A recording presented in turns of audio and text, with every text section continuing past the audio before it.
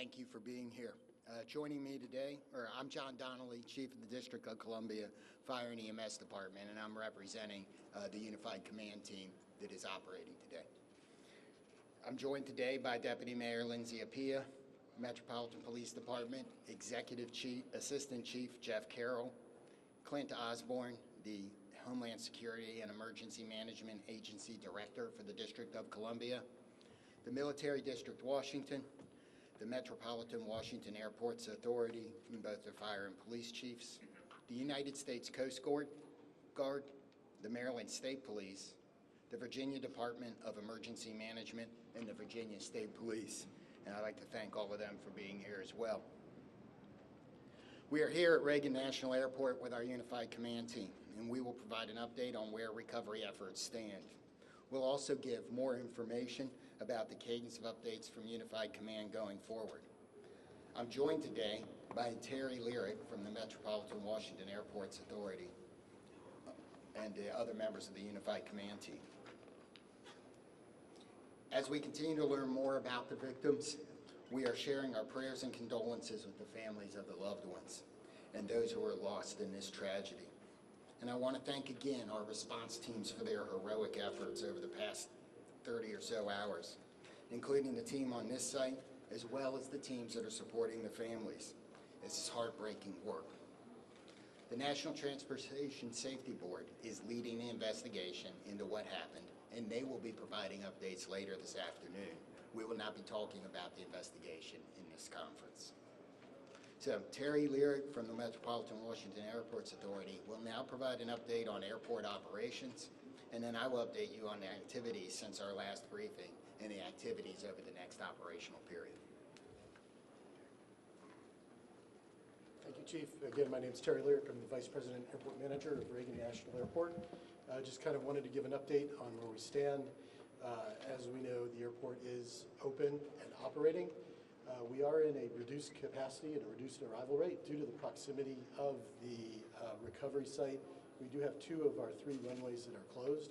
So as always, we do want to encourage passengers to reach out to their airlines for any potential flight delays. Typically, a full schedule here at National Airport would encompass about 800 flights a day using those 3 runways. We've had several, obviously, cancellations yesterday. Airlines are resuming as much as possible normal operations. I think we have about 100 flights or so canceled today. I do want to just recognize a lot of the airport teams who work behind the scenes, and we are here to support and coordinate with the ongoing recovery efforts, as well as working with NTSB in their investigation. With that, I'll just turn over my remarks to the next speaker. Thank you.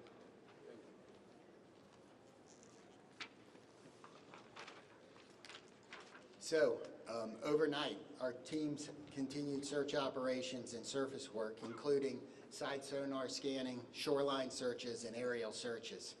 Also, 2 Coast Guard cutters have arrived on station, and you may be able to see them out there on the water. Other efforts off-site included the NTSB, American and PAL Airlines, and district officials meeting with families at the Family Assistance Center and providing the support that they need to get through this horrible event. We have recovered 41 sets of remains, and 28 of those victims have been positively identified. And as of 6 a.m. this morning, next of kin notifications have been made to 18 families. Going forward with our recovery operations, search teams will continue to work the site. We'll do side sonar scanning, searching the shoreline, and aerial operations. Our dive teams are working in targeted areas, and additional Coast Guard assets will arrive this afternoon. The salvage crews have begun to arrive on the scene, and they're assessing the work that's going to be needed to recover the aircraft from the water. We expect those operations to begin no later than tomorrow afternoon. The teams are also working the shoreline down the river, as we do expect some debris to be dragged by the current. And if members of the public believe they have information or have discovered potential wreckage, we're asking you not to touch it and to call 911, and we will send somebody out to get it. Supporting the response team. This has been a tough response for a lot of our people. We've had over 300 responders operating at one time, and I think we've got about 500 people that have worked through the site. So the Unified Command has activated peer support for its first responders to make sure that everybody has somebody that can help us get through this. And the outpouring of support, people like the World Central Kitchens Relief Team and many of the local restaurants here at the airport have supported the people working, making sure they have food so they don't have to stop. And I want to thank the rest of the community for their outpouring of support and the messages that they have given to the firefighters, police officers, military officials, and everybody else that's working. If you want to help, the Greater Washington Community Foundation has a relief fund. You can donate at the link above. We also, be careful, avoid your fundraising scams, only trust verified sources, and ways you can help is to amplify that message using trusted sources on social media. Exercise patience through the transition as this impacts the region. Things like the delays at the airport, people are going to need your grace. I know we've got a lot of vehicles around. We've got some areas closed that are normally open to the public around the river, and we need your patience in that. Check in on your friends and neighbors, and if you're feeling anything about this event, please call the crisis hotline, talk to a medical professional, and you can use 988 on your phone. What do we got here? Is that the last one? So with that, we're going to be able to take a few questions. I'm going to start over here, and we'll work our way across. 1, 2, 3. Yes, sir. Hi, this is Campbell Roberts from the New York Times. Can any of you talk about the FAA's decision to restrict helicopter flights in and around National Airport? So the question is, can anybody talk about the FAA's decision to restrict flights in and around National Airport? I don't believe we have any. So that's probably beyond the scope of this interview. You'll have the NTSB later, and that's something I might ask them. Yes, sir. Chief Skylar Heather with CBS News. Given the time that has passed, can you describe the conditions right now as it relates to the recovery process and whether you all think that y'all will be able to recover more bodies? Okay, the question was, given the time that has passed and the conditions outside, do we believe we're going to be able to recover more bodies? And there's a lot of challenges with that. So I'm going to answer that one. I'm going to say that, yes, we expect to recover all of the bodies. We have that's why our teams are still working. We're going to have to work with the salvage company to do some of that work. Yes, sir. If I may ask a question on behalf of the Reagan National Airport. This is Alex Gabriello with News Nation. A lot of questions now circulating about the crowded airspace surrounding this airport. Also reports about other close calls, including 24 hours before the fatal accident. We've seen the FAA take the position of restricting the airspace, specifically Route 1 and 4 for choppers in this area. What is the airport's position about potentially toning down some of the air traffic around this airport, and should this have been done sooner, specifically the restrictions on the airspace for choppers on Route 1 and 4? Yeah, sure. The question was regarding air traffic, helicopter routes up and down the Potomac, right? That is an FAA responsibility. The airspace is controlled by the FAA. The airport does not have any responsibility outside of the surfaces, the airport itself. But most certainly, this has been conversations that you've had, and when it comes to safety for the airport, for the passengers that come in and out of D.C. Mm-hmm. Absolutely. The FAA does regulate the airport, and we follow all FAA safety regulations. Again, all I can say is the FAA is responsible for the airspace. And very briefly, a question for the chief. Sir, how long do you expect it to take for the salvage to be removed from the river to recover the bodies and do everything that's necessary to bring closure for these families? So we're working as fast as we can. I'm not going to be able to give a timeline on that as there's a lot of unknowns. But we hope that we have more salvage equipment here tomorrow, and that operation can begin then. So next 3 questions. 1, 2, 3. Chief Perry Russin, ABC News. How is weather affecting recovery efforts? Rain today, rain forecast later. What are the elements inside the river? How has all of this affected recovery? So the question is, how does the weather affect the recovery operation? In my view, it may slow it down slightly, but all of the units out here, all of the people work year-round in all conditions. We're going to be careful. We're going to make sure we don't hurt anybody else, but the weather we've seen so far is weather we can work in. If that were to change, that would affect it, but we haven't seen that. I would get one question at a time. Chief, you talked earlier about access to the site and to gain access to that area. You don't think that ice was a real problem that day, but the John Glenn has been out of service for some time. Do you have an update on when that vessel can be put back in So service? the question is access to the site, and the John Glenn is the fireboat for the District of Columbia.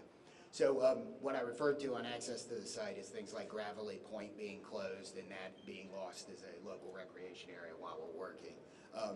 There was some ice on the river. We made good access to the site with everybody else. The John Glenn, as has been reported, is one of the district's fireboats. It is not the primary asset for this type of operation, and while it's in the shop, it didn't affect anything, and we hope to have it back by this summer. Yes, sir. Mr. Lyric, I have a follow-up question about the runway closures. Grady Trimble with Fox. So you said 2 of 3 are closed because of their proximity to the crash site. Yeah. Can you explain why they remain closed? Sure, absolutely. So the question is, why are 2 of the 3 runways here at National Airport closed? So if you're familiar with the runway configurations here, we have a main north-south runway, and we have 2 what we call crosswind runways.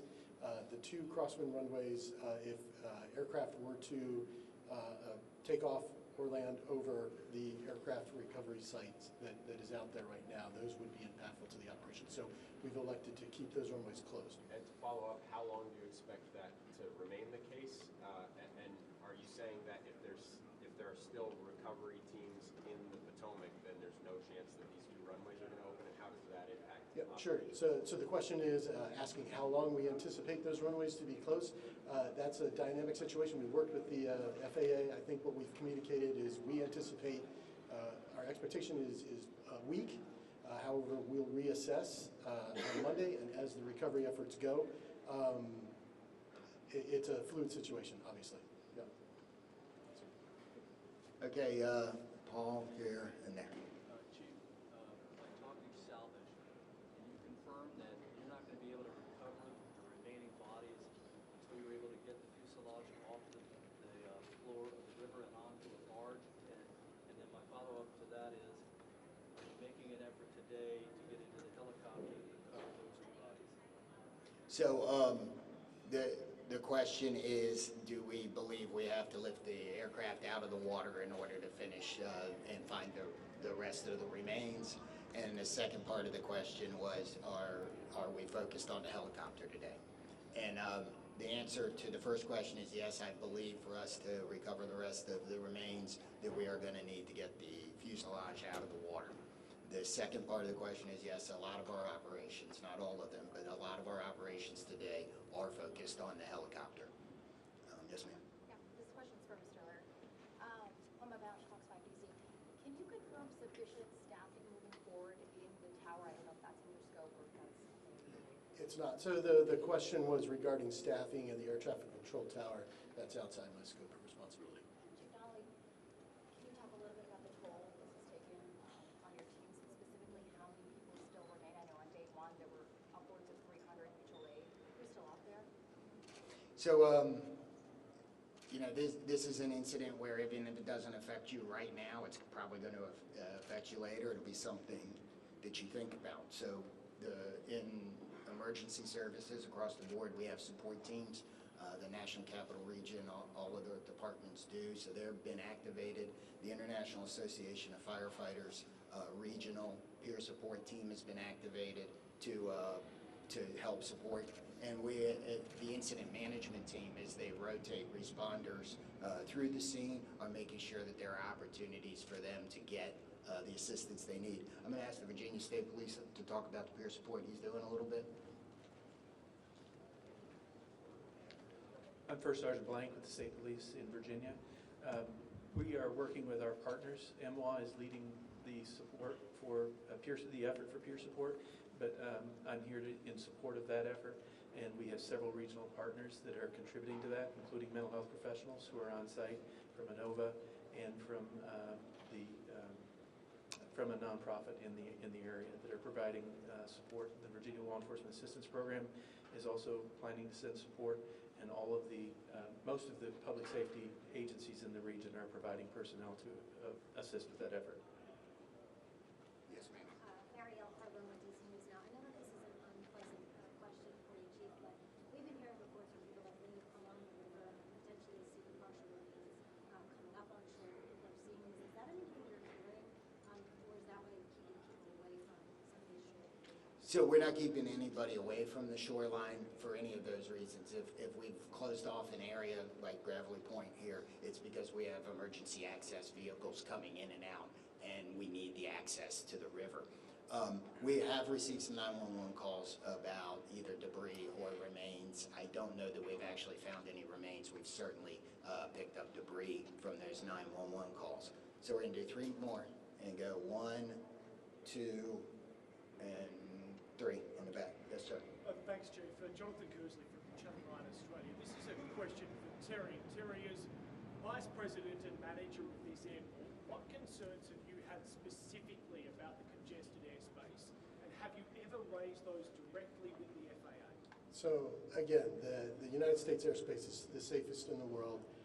Safety is one of our top priorities, and we continue to ensure that the airport is safe for operations. To follow up on that, it wasn't safe in this instance. There have been near misses here before. You would have been made aware of those as manager of this airport. Have you raised concerns with the FAA about the congested airspace around Washington's airport? Yeah, I can say again, we work with the FAA, we're regulated by the FAA, we comply with all FAA safety regulations. But that doesn't answer the question. Yes, sir. Can you talk about how much debris has been removed to Hangar 7? And at some point, will that operation be transitioned to a private company, the NTSB? Will hire, or will you guys actually put all the debris in the So that's an investigation question appropriate for NTSB this afternoon. We'll take 2 more. Yes, sir. Tom Reswick, so I had a question for Terry as well. As far as the airport took a position against adding extra long-distance flights out of here, and one of the concerns was there's just too much already going on. Do you maintain those concerns because they're supposed to start in the next few months? Are you concerned about safety as those extra flights start? Yeah, thanks, Tom. So the question was regarding the additional slots to DCA. As you know, the slots are federally controlled, federally mandated, and we have to follow federal regulations. Are you still concerned about them? I mean, the airport authority was concerned at the time. Yes, again, we have to follow the federal regulations on the slot controls. Yeah. That's it. Hi, Jim Spellman, CGTN. Terry, one more question for you. You're talking about the FAA, Congress, federally mandated, et cetera. Where does the buck stop with this accident and ensuring that the next flight to take off from this runway is safe? So again, the question is really directed to the FAA and Congress, I believe. Yeah. Last question's right here. You have 41 victims recovered. Are you confident in the location of the others? Where are they? Are you confident that you know where they are? So I think we know where they are. We won't know until we're done. I mean, we're going to continue the search operation, but we've searched a large portion of this river, and we are right there. So, I didn't read. So the question. Let me answer the question again, or let me restate the question. Sorry. The question was, are we confident we know where the other remains are, and that it couples with the question about removing the aircraft. I believe that when we remove the aircraft, that will help us resolve this number. If it doesn't, we will continue the search. Okay. That's the process. You take the salvage, the fuselage out. You're going to put it on just reiterate that process, what that looks like. Removing it, putting it on a barge, is that right? So some of that isn't decided yet. We'll have to see what the salvage team is doing once they get all of their equipment here. So we may have more on that tomorrow, but so I don't know the exact process today. So thank you all for coming today. We hopefully we answered your questions. We are going to do this again tomorrow. I don't have the time yet, but we will push that out so we can provide the same type of update. Thank you.